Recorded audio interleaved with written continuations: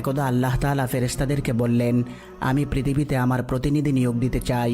তখন সমস্ত ফেরেশতারা বললেন, আপনি কি পৃথিবীতে এমন কাউকে সৃষ্টি করবেন যে অশান্তির সৃষ্টি করবে এবং রক্তপাত ঘটাবে?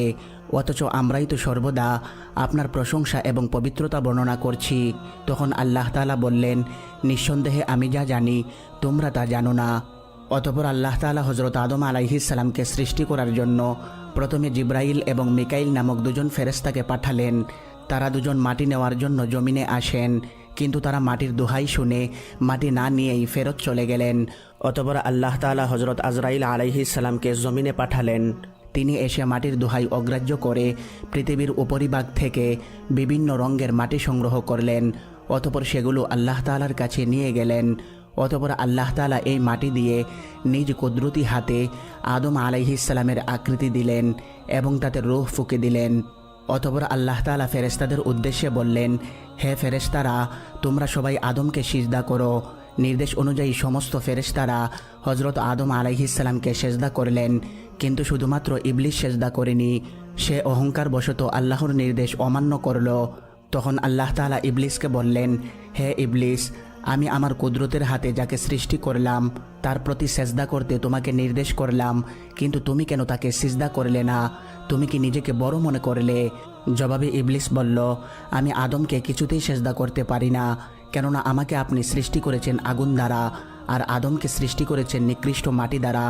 ইবলিসের কথা শুনে আল্লাহ তাআলা বললেন, হে ইবলিস, তুই তো মারদুদ হয়ে গিয়েছিস। কিয়ামত পর্যন্ত তোর উপর আমার অভিসম্পাত বর্ষিত হতে থাকবে। আল্লাহ তাআলার এরূপ নির্দেশের পর ইবলিসের চেহারা বিকৃত হয়ে গেল এবং তার ভিতরের শয়তানি চেহারা আত্মপ্রকাশ করল। তার সমগ্র চেহারা অত্যন্ত কদাকার রূপ ধারণ করল। অতঃপর আল্লাহ তাআলা ইবলিসকে লক্ষ্য করে বললেন, হে মারদুদ, তুই চিরদিনের জন্য আমার রহমত থেকে দূর হয়ে গেলি। আমার বানানো জান্নাত তোর জন্য নিষিদ্ধ হয়ে গেল। তুই এই মুহূর্তে জান্নাত থেকে বহিষ্কৃত হয়ে বের হয়ে যা। তখন ইবলিস শয়তান বলল, হে মাবুদ, আমি সুদীর্ঘ লক্ষ লক্ষ বছর ধরে তোমার ইবাদত করে এসেছি, তার কি কোনো প্রতিদানই আমি তোমার কাছ থেকে পাবো না? আমার প্রতি এইরূপ শাস্তি দেওয়া কি তোমার জন্য ইনসাফের কাজ হলো? তখন আল্লাহ তাআলা ইবলিসকে বললেন, হে পাপিষ্ট ইবলিস, বল তুই আমার কাছ থেকে কি চাস? আজকে তুই আমার কাছ থেকে জান্নাত ব্যতীত যা চাইবি আমি তোকে তাই দান করব।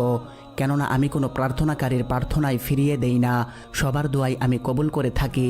তখন ওই ইবলিস শয়তান বলল, হে প্রভু, আমার যেহেতু কোনোদিন ওই বেহেশত নসিব হবে না, তাই তোমার নিকট আমার একটি প্রার্থনা এই যে তুমি আমাকে রোজ কিয়ামত পর্যন্ত হায়াত দান করো। জবাবে আল্লাহ তাআলা বললেন, তুই যা, তোকে